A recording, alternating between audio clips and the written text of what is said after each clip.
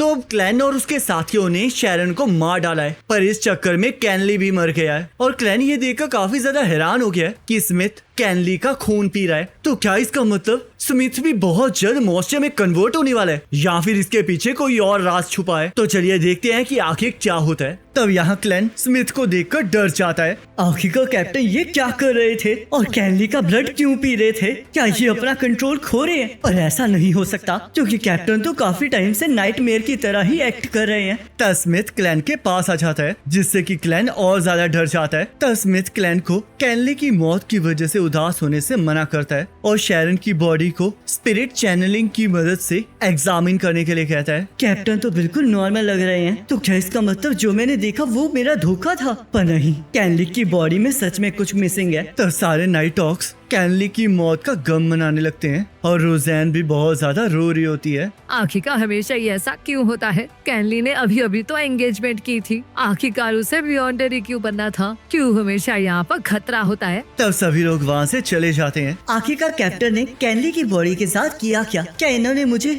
नीचे डिस्ट्रैक्ट करने के लिए भेजा था? कैनली स्पिरिट मीडियम मिरर की वजह से मरा है, जो कि कैप्टन ने ही उसे दिया था। पर आखिरकार ये मैं क्या सोच रहा हूँ, वो मिरर उस टाइम के लिए जरूरी था, पर उस मिरर को कैप्टन ने ही तो रेकमेंड किया था। तब स्मिथ रॉयल को बताता है कि क्लैन की स्पिरिट चैनलिंग से ये पता चला है कि शायद डेमनिस स्टैक अरोरा ओडा के साथ मिला हुआ है और लैनवर्स का केस और इस सिटी का डूम्सडे आपस में कनेक्टेड है। तो इसलिए स्मिथ रॉयल को इस चीज पर इन्वेस्टिगेशन करने के लिए कहता है। तो रॉयल स्मिथ से पूछने लगती है कि शैरन के मरने के बाद क्या इस सिटी का डूम्सडे टल नहीं गया? पर स्मिथ इसके लिए मना कर देता है क्योंकि इविल ऑर्गेनाइजेशन ने कभी भी ये प्लान नहीं बनाया होता। तब हम यहाँ पर 2 महीने पहले का सीन देखते हैं जहाँ लैनवर्स किसी से मिलने आया होता है और लियोनार्ड इस चीज की इन्वेस्टिगेशन करते करते उस जगह पर पहुँच जाता है। तब क्लैन घर वापस चला जाता है और स्मिथ की वजह से परेशान होता है, जिस वजह से वो आइजैक और डैली को इस बारे में लेटर लिख देता है ताकि उसे स्मिथ की कंडीशन के बारे में पता चल सके। तब क्लैन ग्रे फॉग की दुनिया में चला जाता है जहाँ पर वो डिविनेशन की मदद से स्मिथ की एबनॉर्मेलिटी का पता लगाने लगता है। तब उसे कुछ पता नहीं चलता क्योंकि उसके पास कोई भी इंफॉर्मेशन नहीं होती, जिस वजह से वो अपने बारे में पता लगाने लगता है कि कहीं स्मिथ की एबनॉर्मेलिटी से उसे खतरा तो नहीं है, क्योंकि अपने बारे में डिविनेशन करने के लिए काफी कम इंफॉर्मेशन की जरूरत होती है। तब क्लैन को पता लग जाता है कि स्मिथ की एबनॉर्मेलिटी से उसे बहुत ज्यादा खतरा है और तभी आइजैक का स्केलेटन क्लैन को मुक्का मारने के लिए आ जाता है,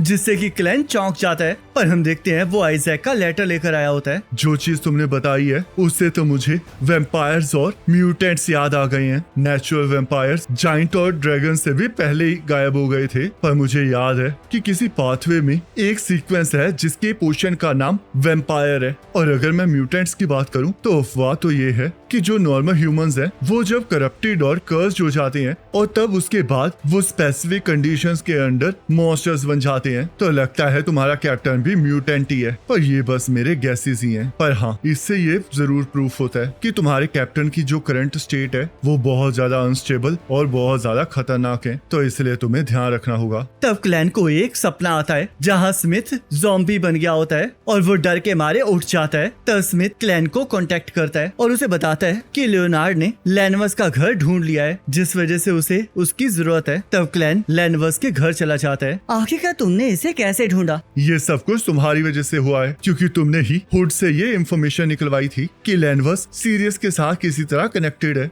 और सीरियस यहाँ पर काफी लोगों से मिलता था, जिस वजह से मैंने हर एक को बारी बारी चेक किया। तब लैनवर्स की फोटो देखकर एक बूढ़े आदमी ने मुझे बताया कि वो यहाँ पर रहता था और वो काफी टाइम से वापस नहीं आया है, और इस घर को देखकर मुझे लग रहा है कि यहाँ पर एक हिडन जगह है। तब क्लैन अपनी पावर से उस हिडन जगह को ढूंढने लगता है, जिस वजह से उन्हें लैनवर्स के स्टडी रूम में एक छोटा कंपार्टमेंट मिलता है जहाँ पर एक लेटर होता है। मेरे लेटर को ढूंढने पर कांग्रेचुलेशंस, और अगर तुम लोगों ने इसे ढूंढ लिया है तो इसका मतलब तुम लोग पूरी तरह से बेवकूफ नहीं हो। तुम लोग अब मेरी डेथ और लाइफ वाली गेम में पार्टिसिपेट करने के लिए क्वालिफाई कर गए हो। पागलपन की एक कीमत होती है और जो लोग ईश्वर के खिलाफ जाते हैं उन्हें कभी भी बख्शा नहीं जाता। इस सिटी की सारी फैक्ट्रीज में लोगों पर बहुत सारे जुल्म किए हैं और अब इसी जगह पर हमारी ये गेम खेली जाएगी। तो चलो फिर बेवकूफो तैयार हो जाओ। मैंने टेंगन के सेंटर में एक बॉम्ब रख दिया है और वो बॉम्ब टाइम के साथ साथ और ज्यादा ताकतवर होता जा रहा है। तो जाओ और उसे ढूंढो, और अगर तुम लोग इस गेम में हार गए तो ये टेंगन सिटी कब्रिस्तान बन जाएगी। तो मेरे दोस्तों, लैनवस के इस खेल में तुम्हारा स्वागत है। तब क्लैन और लियोनार्ड जल्द से जल्द नाइट ऑक्स के हेडक्वार्टर्स पहुंच जाते हैं। मैंने ऐसे बॉम्ब के बारे में कभी नहीं सुना जो कि टाइम के साथ साथ बड़ा होता जाए। तो पक्का इस बॉम्ब के साथ कुछ जादुई ताकतें जुड़ी हुई हैं, जैसे कि कोई इविल रिचुअल जो कि हमेशा पावर्स को गेन करता रहता है। मैं भी तुम्हारे साथ एग्री करता हूँ। लगता है जो दुख लोगों को मिला है शायद वही इस बॉम्ब को ताकतवर बना रहा है। पर अब सवाल तो ये उठता है कि आखिरकार ये बॉम्ब है कहाँ। तब क्लैन को हुड के माइंड में देखी हुई छवि याद आती है, जिस वजह से उसे लगने लगता है कि शायद बॉम्ब भी वहाँ पर है, पर उसे पता नहीं होता कि आखिरकार वो जगह है कहाँ। तब अचानक से वहाँ पर लैनवस की फियांसे मिगोस आ जाती है। आखिरकार ये यहाँ पर क्या कर रही है? इसे तो पहले कोई दिमागी बीमारी थी, क्योंकि इसे लगता था कि इसके पेट में से विसल की आवाज आ रही है। मिस मैगस, आखिरकार आप यहाँ पर कर क्या रही हैं? मुझे नहीं पता, मेरा बस यहाँ पर आने का मन किया। लगता है इसकी दिमागी हालत और ज्यादा खराब हो गई है। पिछले मुझे इस पर स्पिरिट विजन को यूज करने का चांस नहीं मिला था, तो चलो फिर मैं इस बार यूज कर लेता हूँ। तब क्लैन जैसे ही अपने स्पिरिट विजन को उस पर इस्तेमाल करता है, वैसे उसका दिल जोर जोर से धड़कना स्टार्ट कर देता है और उसकी पूरी बॉडी उसे मैगोस को देखने से मना कर रही होती है, क्योंकि अगर वो ऐसा करेगा तो वो मारा जाएगा। तब क्लैन और लियोनार्ड को ये एहसास हो जाता है कि लैनवस ने जो बॉम्ब सेट किया है वो मैगोस के पेट के अंदर है।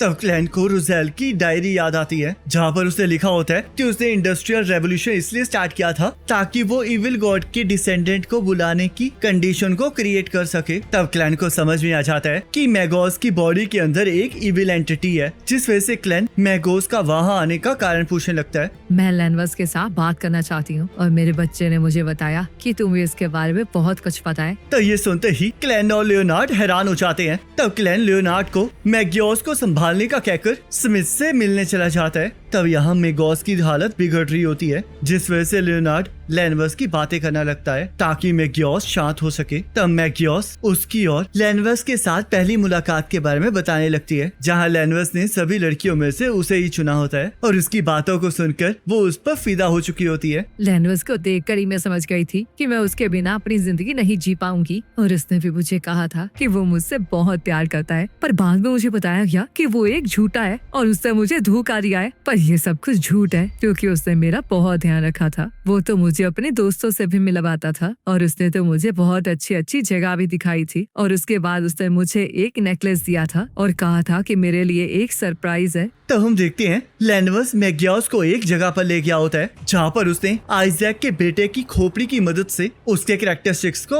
एक्सट्रैक्ट कर लिया होता है और इविल एंटिटी को दुनिया में लाने के लिए कई चीजों को मिक्स करके मैगोस के पेट में डाल दिया होता है ताकि इविल एंटिटी पैदा हो सके। तो तुम्हारे कहने का मतलब कि उसके पेट के अंदर लैनवस का बच्चा नहीं है? मैंने उसे स्पिरिट विजन से देखने की कोशिश की थी, पर मेरी स्पिरिचुअलिटी ने मुझे कहा कि मुझे गॉड की तरफ ऐसे नहीं देखना चाहिए। तो मुझे पूरा यकीन है कि मैगोस के अंदर ट्रू क्रिएटर का बच्चा है, और यही वो कारण था कि नील का जो फ्रेंड मैगोस का पीछा कर रहा था वो एकदम से अपना कंट्रोल खो बैठा, और शायद नील भी इसी मॉन्स्टर के इन्फ्लुएंस की वजह से ट्रांसफॉर्म हुआ। और सबसे अजीब बात तो ये है कि हमें जैसे ही लैनवस का लेटर मिला वैसे ही मैगोस हमारे दरवाजे पर आ गई। ये एक कोइंसिडेंस नहीं हो सकता। लगता है मास्टरमाइंड सब कुछ अपने हाथों में ले रहा है। तब यहाँ मैगोस लैनवस के ना मिल जाने की वजह से बहुत ज्यादा दुखी हो चुकी होती है, जिस वजह से उसका बुरा हाल हो रहा होता है। और जैसे ही रिजॉन उसे अपने बच्चे का ध्यान रखने के लिए कहती है, वैसे ही वो और ज्यादा पागल हो जाती है, जिस वजह से स्मिथ सारे बिना लड़ने वाले बंदों को वहाँ से निकलने के लिए कहता है और पुलिस को भी सारे सिविलियंस को वहाँ से क्लियर करने के लिए कहता है। तब रोज़ैन भी वहाँ से बाहर आ जाती है और क्लैन उसे स्मिथ के ऑर्डर के बारे में बता देता है। तब स्मिथ सभी को इस प्रॉब्लम के बारे में बता देता है, क्योंकि जो ट्रू क्रिएटर का बच्चा है वो जैसे ही पैदा होगा वैसे ही उसका सीक्वेंस कम से कम 4 होगा, जिस वजह से अगर उन्हें उसे रोकना है तो उन्हें सारे वियॉन्डर्स की मदद लेनी पड़ेगी, जिस वजह से वो सभी को मैसेज करके इसके बारे में बता देता है। सीक्वेंस 4 का मिथिकल क्रिएचर, क्या हम इसे अकेले रोक भी पाएंगे? अगर मिस्टर आइजैक टेंगन में होते तो शायद हम लोग कुछ कर भी पाते। तब आइजैक की दी हुई विसल दोबारा से काम करने लगती है, क्योंकि मैगोस के वहाँ पर आते ही वो बंद हो चुकी होती है, जिस वजह से क्लैन जल्द से जल्द आइजैक को एक लेटर लिख देता है और उसके मैसेंजर के जरिए आइजैक तक वो लेटर पहुंचा देता है ताकि आइजैक को पता चले कि उसके बेटे के स्कल को चुराने वाला मास्टरमाइंड जल्द ही सामने आने वाला है। तब क्लेन और स्मिथ चाइनीज गेट के अंदर चले जाते हैं और स्मिथ को कुछ अजीब सा महसूस होने लगता है। हमें तो सील्ड आर्टिफैक्ट चाहिए जो कि लड़ने की बहुत ज्यादा पावर रखते हैं। तो फिर मैं ग्रेड 3 का the mutated sun secret emblem use करूंगा। बैकलैंड में कल ही किसी ने उसे बोरो किया है। इस टाइम टिंगन के पास सिर्फ 3 ग्रेड 2 आर्टिफैक्ट्स हैं और उनमें से 2 के बारे में किसी को नहीं पता है कि वो हाई सीक्वेंस बियॉन्डर पर कैसा इफेक्ट डालते हैं। ग्रेड 2 का द ब्लड वेसल थीफ ताकतवर बियॉन्डर के खिलाफ बहुत अच्छा काम करता है और वो एक सर्टेन रेंज के अंदर टारगेट की एबिलिटी को छीन सकता है, पर इसकी प्रोबेबिलिटी काफी ज्यादा कम है। जो भी इस सील्ड आर्टिफैक्ट को टच करता है उसकी लाइफ एनर्जी चुरा ली जाती है। तो इसलिए क्लैन सीक्वेंस 8 पर तुम्हें इसे सिर्फ 30 मिनट तक इस्तेमाल करना है। इससे मैं लियोनार्ड को दूंगा। तो फिर तुम क्या चीज इस्तेमाल करोगे? मेरे पास और प्लान्स हैं। तब हमें वहाँ पर फिर से एक इनविजिबल पंख दिखाई देता है जिस वजह से स्मिथ के कानों में एक सील्ड आर्टिफैक्ट का नाम सुनाई देने लगता है और वो सेंट सेलिना एशेस को चुनता है, पर उसके लिए चर्च की स्पेशल ऑथराइजेशन चाहिए होती है। पर क्योंकि स्मिथ टेंगन नाइट ऑक्स का कैप्टन होता है तो वो सेंट सेलिना एशेस को इमरजेंसी में यूज कर सकता है।